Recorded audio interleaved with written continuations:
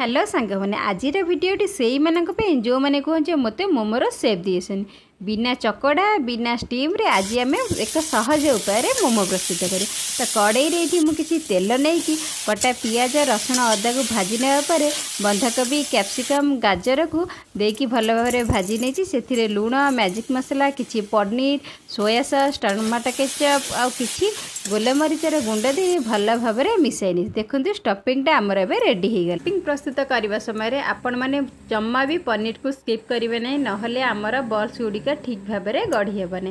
तो ये आम स्टफिंग रू छोट छोट बॉल आकार रे गढ़ी नेबा तापर ताको प्रथमे मैदा रे कोट कर नेबा पर एमती पानी रे बुड़े नेबा।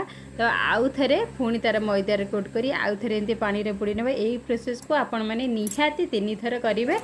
याको करि सारिबा परे ताकु नै गरम पानी रे गोटे गोटे करी पकई नेबा तापर पकईकी यह 4 ରୁ 5 मिनट फुटा को छाड़ जमा भी बेसी समय फुटेबनी नहले मोमो बल्स गुड़िक आमर फाटीज। तो रेडी हो गला आमर सुपर टेस्टी मोमो।